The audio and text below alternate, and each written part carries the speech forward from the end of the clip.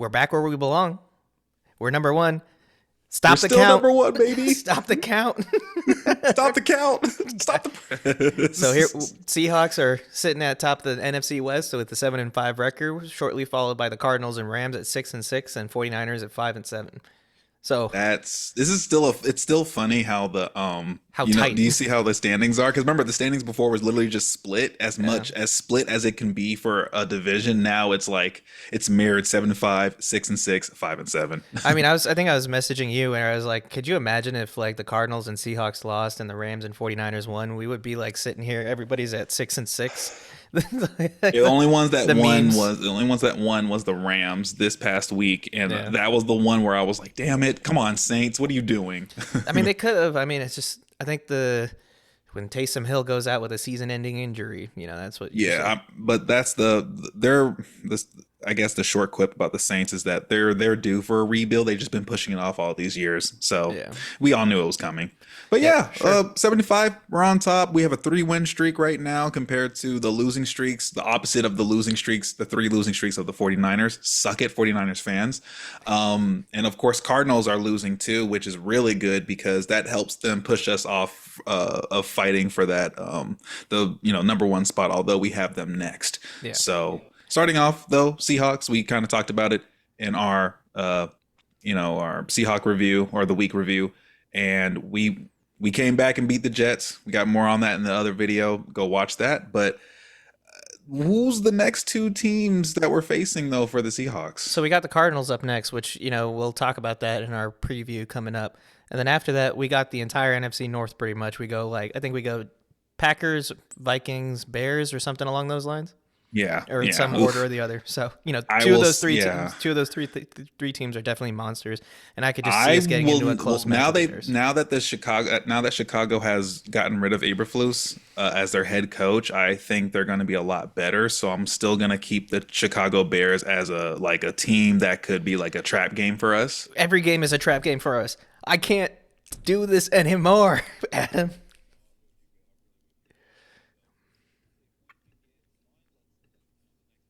It's very important, as you can see. This is to hopefully sweep the Cardinals or split. And if we do split with the Cardinals and we split with the Rams down the line, then it's just a matter of who has the best record. If everyone's split, otherwise, that's about it for the Seahawks. Hopefully, we can win out the next chunk of games, especially including a win on the Cardinals. If we could get Cardinals in the Green Bay, get to 9-5, we'll be set. We'll be set on top. But that's otherwise here or there for the Seahawks. Love being number 1, but let's talk about the Cardinals. The pain. I mean, I genuinely felt bad for the Cardinals because it kind of came down. I mean, you saw the score. It was 22-23 to the Vikings.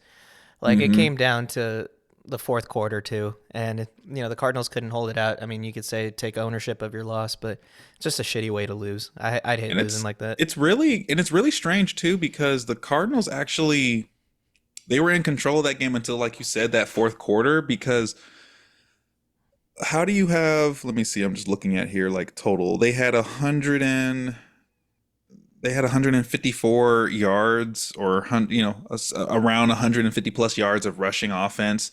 Connor was doing decently well. Kyler Murray, serviceable. He had 48 yards himself, and no one had any touchdowns from the run game. But they had a run game. They had a pass game. 260 yards. The only thing is Murray had some nasty interceptions, and he had that one interception where I think I wish I could get a stat together of the many times he kind of just scrambled and then he just kind of does someone's out there somewhere and he throws the ball, because I've seen that throw from him multiple times this season, probably 3 or 4 times at least. I mean, I blame Trey McBride. That guy's a fucking monster. He had 12 receptions for 96 yards, no tuds. 12 targets, 12 receptions, 96 yards. I'm really tight that everyone has great tight ends. So I'm not saying Noah Fant isn't a great tight end or anything. Hopefully AJ Barner.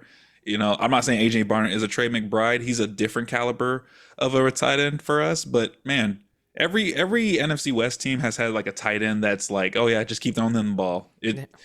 They'll just produce 100 plus yards. Everyone, with or without a touchdown. I mean, you kind of need an elite tight end. I feel like every elite team has an elite tight end. I mean, the Bills have Dawson Knox, or was Dalton Knox, or it's Dawson.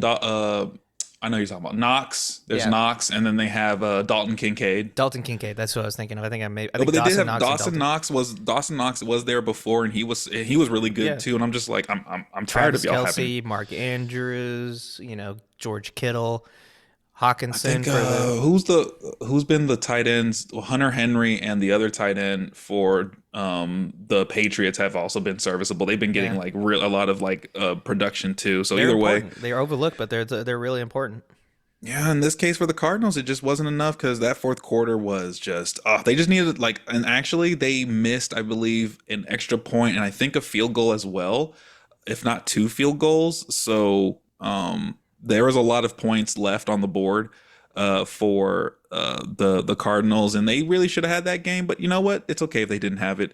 We'll go and see the Vikings down the line, and hopefully we can beat them so we can at least stay on top. But otherwise. For the Cardinals fans, that was a tough loss, but don't get it twisted. For the Cardinals fans out there, again, y'all still have a really great stingy team. Like y'all actually have a good foundation to build off of after this season. Because again, think about it. For Cardinals fans, y'all didn't, y'all, no one thought the Cardinals were going to be where they are at this point in the season. I thought they were going to be like on the bottom, but here we are. I mean, the Cardinals. Next, The Cardinals go got ahead. us up next, and then they got New England and Carolina afterwards. So they're very winnable games. I mean, they should be. If they win this game, they might overtake us. Based on that schedule.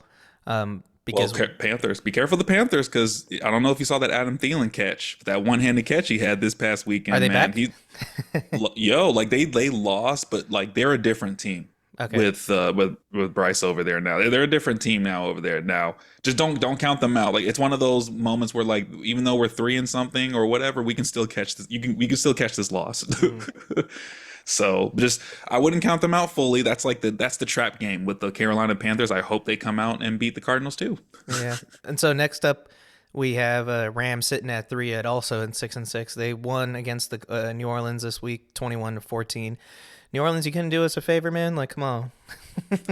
Man, Kyron Williams on the Rams, 104 yards, a touchdown, and then even Corum behind him, Blake Corum for 8 for 42 rushing. And then of course Nakua and Robinson on the receiving end each getting a tutty. I mean, this is typical Rams fashion. They don't, this wasn't like oh yeah, we're gonna get a lot of yards to Nakua and Cooper and stuff like that, but they did what they had to do. And of course, to all the Saints fans, I know all the injuries and stuff like that, Taysom Hill and stuff like that. That I know that one hurts. That's like one of y'all's like players y'all go for. But man, like you kind of wanted more from Derek Carr in that game because like come on, all we needed was a Rams loss. But no, the Rams keeping themselves into like a playoff and division contention still. Because of course they have a win on us so far. To show you the restrictions of like the limitations of Derek Carr and Matthew Stafford both completed 183, 184 yards passing. Matt Stafford did it on 14 completions, whereas Derek Carr did it on 24. That's just not gonna. You're talking about off like passing efficiency as a metric, if that is a metric. That's not gonna get it done. I mean, they had Alvin Kamara to run behind for 23 rushes for 112 yards. I mean, that man is bad, but like.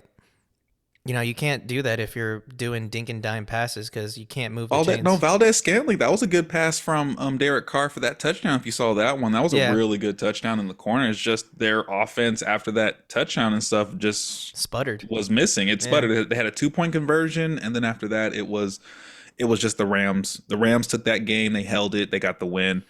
And, Jerry Verse on their defense continues to be a monster too. I don't think he registered any sacks, but fuck, man, I hate that the Rams have bounced back after Aaron Donald retiring so quickly.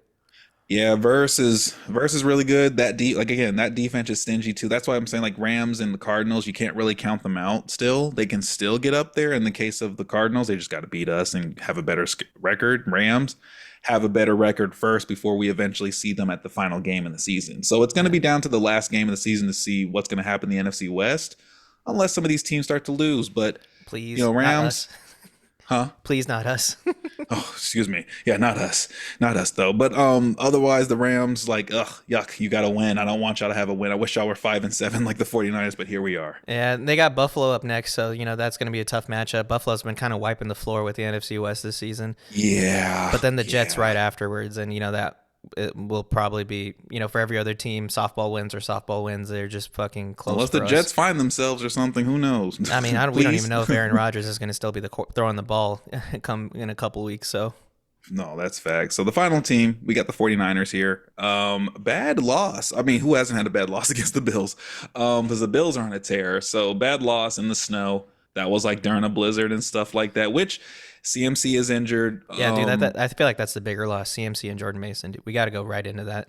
Yeah, CMC, Jordan Mason, I think a couple of defensive linemen for them as well went on IR. And yeah, I don't know what else to say, but are you showing that tweet now? Yeah, let me give me 1 second. Oh But man, yeah, but yeah, Jordan Mason and CMC are out. Um, after that game, for the 49ers fans, I kind of feel like this is your season because like especially the injuries are like starting to stack up. No one's really on a timetable to come back that quick. Obviously, this was a oh no, this was a very like snowy game, and of course, Josh Allen had a very unreal game where if you remember, he threw the ball to somebody who then threw the ball back to Josh Allen, and he ran in the touchdown. And in fantasy, Josh Allen was credited for a rushing and a passing touchdown damn, new ways to at score the same points. time. I got the tweet up here now. Oh yeah, and then 49ers fans, you are 1-3 since that event has happened. If there was a count that they wanted stopped, it was that. Stop the count. No, don't stop the count. But yeah, 49ers fans, I don't know what else to tell you. Your defense was sound, and you kind of had a run game in the beginning, and then it just kind of went kaput. Josh Allen had 148 yards and 2 touchdowns in the cold, so he's used to that. Yeah. Purdy only had 94 yards of passing, and then of course everything else was on the run game. Jordan Mason had 78 yards, and McCaffrey had 53 before he went down to injury, but nevertheless, it was not enough to stop the onslaught of the Buffalo Bills, where Cook had 100. Well, James Cook had 107 yards and a touchdown, and man. Even I think it's Rashad Davis, the running back, had 63 yards and a touchdown. And even, Josh Allen himself, I forgot, how can we forget? He also had a rushing touchdown and a passing touchdown. That's where his second touchdown came from. So either way, I don't know what else to say except like 49ers fans, I don't know what path you need to take to get on up from here, but you literally have no choice but to win out, which I don't see that happening at this point. And you still got to pay Brock Purdy after this season. So Yeah, if you pay him. next year is Brock Purdy's contract year, so usually you try to get that extension to happen in the offseason prior, or else it's going to be a huge distraction. Like, think Lamar when he was trying to get his extension and those kind of And things. he even I remember Lamar, he was just like, we're not talking about that when the season starts. If we don't get to it, we'll worry about it. And I know they got it afterward, And, but there's just, I mean, Dak is currently the highest paid quarterback. I think Brock Purdy is better than Dak. Like, that's. I do too. He at least because Brock Purdy, his team went to a Super Bowl. Dak has not even gotten close to that in his whole career. Never close. Never close, right? So, And the world is a better place because of it. can they pay Brock Purdy that top two, or in this case top one QB money on whoever they on top of who they paid this past season? 49ers always find a way, dude. I hate it. Yeah, but we'll see what happens with them. But otherwise, that's just how the cookie crumbles. Who did the 49ers have up next? They got let me see, I got their schedule right here. They got the Bears, the Rams, and then the Miami the next few games. That one, they can. Okay, so the Bears, it's a flip of a coin because they got rid of Eberflus. So I will say they're still. I'm not saying it's a lost cause for the 49ers, but you have an uphill climb because especially you have the one, they have a split with us. So as long as we keep our record, as long as we don't start losing straight, then we're not giving them a chance to come back. So as long as we keep winning games, we stay away from the 49ers coming back. At this point, I think the 49ers fans are looking for a wild card game at this point. And yet that other, I mean, the wild card picture, I think the Packers and Vikings have those two spots after the Lions because the Lions hold the top seed. Yeah. And so I think that third wild card spot is with the Commanders right now, and the Commanders are kind of sputtering a little bit from their original trajectory. And so that spot is kind of up for grabs if, they continue to do that for whoever is, got the record for it. Yeah, hopefully we can get some wins in the NFC North besides who we assume if is we can on the win Bears. 2 of those games against those NFC North teams, then I'll take that as a positive. Me too. I'll take. I mean, at least two, because you got the Green Bay, you got and then you got the Vikings. Those are going to be the Jet. I don't know what we're going to get out of the Bears, but that's the dark horse of the three. But Yeah. Minnesota and the rest of the NFC North, it's going to be tough. It'll be Yeah. tough. As you can see, it was already tough for the rest of the NFC West. But otherwise, you have anything else on the NFC West? Nope. I think that sums it up pretty well for the Seahawks and Cardinals preview. Be sure to check out that video. That should be up here in the coming day. But that's all from us here at Miss Reps. Be sure to like and subscribe, and we'll catch you again next time. Peace.